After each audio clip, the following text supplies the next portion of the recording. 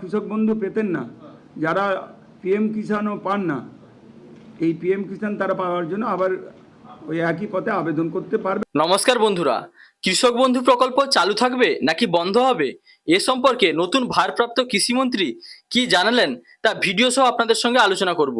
তো বন্ধুরা, কৃষক বন্ধু প্রকল্পের মাধ্যমে আমাদের রাজ্যের কৃষকগণ, পশ্চিমবঙ্গের কৃষকগণ কিন্তু বছরে দুটি কিস্তিতে সর্বনিম্ন 4,000 টাকা থেকে সর্বোচ্চ 10,000 টাকা পর্যন্ত জমি অনুযায়ী পেতেন। অর্থাৎ প্রতি কিস্তিতে সর্বনিম্ন 2,000 থেকে সর্বোচ্চ 5,000 টাকা করে আর্থিক সহায়তা পেতেন। তো এবার এই কৃষক বন্ধু প্রকল্প চালু থাকবে নাকি বন্ধ হবে সে সম্পর্কে নতুন ভারপ্রাপ্ত কৃষিমন্ত্রী দুধ কুমার মণ্ডল তিনি কি জানালেন আপনারা সেই ভিডিওটি দেখুন, তারপরে কিন্তু এ সম্পর্কে আপনাদের সঙ্গে বিস্তারিত বিশ্লেষণ করব।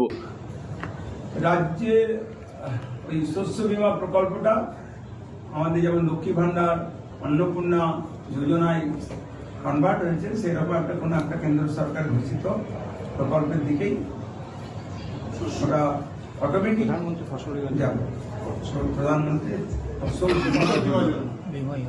প্রধানমন্ত্রী কিষাণ সম্মান নিধি, এটাই আমরা বেশি গুরুত্ব দিয়ে যারা পায় না কিষাণ নিধি তাদেরও আমাদের একটা দেখে নেওয়া হবে। মানে যেভাবে লক্ষ্মী ভাণ্ডারে অনেক দুর্নীতি হয়ে আছে, কৃষক বন্ধুতে অনেক দুর্নীতি আছে, সেইটাকে আমরা চেক করব, দেখে নেব, তারপরে সেটা কিষাণ সম্মান নিধিতে আবার ওটা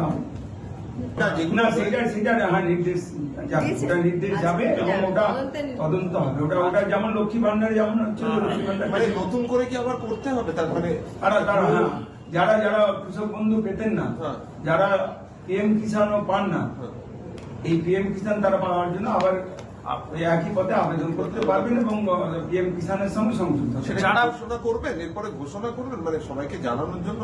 হ্যাঁ, সরকার নির্দেশিকা এটা জারি করবে এবং সেইভাবে পিএম কিষাণ যারা পান তাদের কিছু করতে হচ্ছে না, যারা পিএম কিষাণ পান না তাদের আবেদনের মাধ্যমে পিএম কিষাণের সঙ্গে অন্তর্ভুক্ত ফাইল দিয়েছে, সেগুলো আরো আমাকে পড়ে দেখতে হবে, জেনে নিতে হবে, বুঝে নিতে হবে, তারপর না আমি এই কাজটা করার জন্য আমি মাঠে চলব। আলু চাষীদের তো অবস্থা খুব খারাপ ছিল এবং গত ভোটের আগে ভারতীয় জনতা পার্টির অঙ্গীকারপত্র আলু চাষীদের জন্য বেশ কিছু ঘোষণা করা হয়েছিল। আপনারা কি আলু চাষীদের নিয়ে কোন রকম, মানে এখনো তো খুব খারাপ অবস্থার মধ্যে তারা দিন যাচ্ছে? দেখুন, বিগত সরকার যা যা ব্যবস্থাটা করে রেখেছে, যে কারণে চাষিরা ফসলের ন্যায্য দাম পায় না, আগামী দিনে চাষিরা যাতে কোনোভাবে ডিপ্রাইভড না হয়, তারা যাতে উৎপাদিত ফসলের দাম সঠিক সময়ে বাজারজাত করার পর দাম পাই, সেই ব্যবস্থার দিকে আমরা এগিয়ে যাব। আমাদের লক্ষ্য সেটাই যে চাষিরা যেন বঞ্চিত না, যারা আমাদের মুখে অন্ন তুলে দেন, কৃষি যেখানে আমাদের ভিত্তি, সেই কৃষক এবং কৃষককে এই কৃষিকাজের সঙ্গে যুক্ত যারা শ্রমিক মানুষ, যেখানে 70% গ্রাম বাংলার 70% প্রায় বলা যায় মানুষ এখানে শ্রম দানের মাধ্যমে যাতে কর্মসংস্থান হয়, তাদের জন্য আমরা তারা যাতে বঞ্চিত না হয় তাদের জন্য সরকারি আধুনিক প্রযুক্তির অনেক কিছু ব্যবস্থায় তাদের কাছে পৌঁছে দিয়ে তাদের সেই দুর্দশার হাত থেকে বাঁচাবে, এটা আমরা বলেছি। তো বন্ধুরা, আপনারা শুনলেন মাননীয় কৃষিমন্ত্রী কিন্তু নবান্ন থেকে সাংবাদিকদের সঙ্গে সাক্ষাৎকারে তিনি স্পষ্ট ঘোষণা করলেন, কৃষক বন্ধু প্রকল্পে কিন্তু প্রচুর সংখ্যক ভুয়ো উপভোক্তা বা অযোগ্য আবেদনকারীরা কিন্তু ঢুকে রয়েছে, যারা কিন্তু এতদিন টাকা পাচ্ছিল।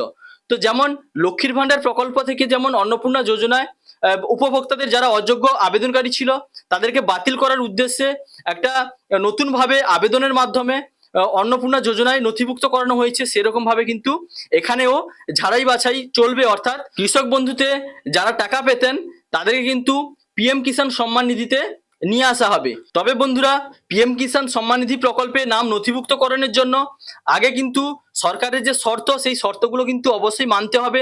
যেমন আপনাদের যে রেকর্ড, জমির রেকর্ড, সেই রেকর্ডে কিন্তু 1-2-2019 আগের রেকর্ড থাকতে হবে, তবেই সেই সমস্ত কৃষকরা কিন্তু পিএম কিষাণে আবেদন করতে পারবেন এবং বছরে 3টি কিস্তিতে 2,000 করে 6,000 টাকা পাবেন। এবং সেই সঙ্গে আগে যে বাংলার শস্য বীমা যোজনা চালু ছিল তার পরিবর্তে কিন্তু প্রধানমন্ত্রী ফসল বীমা যোজনার মাধ্যমে যে সমস্ত কৃষকদের বিভিন্ন ক্ষয়ক্ষতি হবে তারা কিন্তু আর্থিক সুবিধা পেয়ে যাবেন। তো এবার আপনাদের মনে প্রশ্ন, পিএম কিষাণ সম্মান নিধি যোজনায় যিনারা টাকা পাচ্ছেন আপনাদের কি নতুন করে কোনো কিছু আবেদন করতে হবে? তো এ সম্পর্কে কিন্তু কৃষিমন্ত্রী জানিয়ে দিয়েছেন আপনাদের কিন্তু নতুন করে আর আবেদন করতে হচ্ছে না। যিনারা টাকা পান না বা যাদের নাম পিএম কিষাণ সম্মান নিধি প্রকল্পে নথিভুক্ত নেই উনাদেরই কিন্তু নতুনভাবে আবেদন করতে হবে। তো বন্ধুরা, তবে রেকর্ড কিন্তু 1-2-2019 আগের হতে হবে। তবে এ বিষয়ে যদি নতুন কোনো পরিবর্তন আসে, সরকার থেকে যদি নতুন কোনো আপডেট আসে, যদিও কৃষিমন্ত্রী ঘোষণা করেছেন যে নতুন নির্দেশিকা আসতে চলেছে, তাতে যদি নতুন পরিবর্তন আসে তাহলে কিন্তু অবশ্যই আপনাদের সঙ্গে সে সম্পর্কে বিস্তারিত আলোচনা করব। তো বন্ধুরা, আজকের ভিডিওটি এই পর্যন্ত।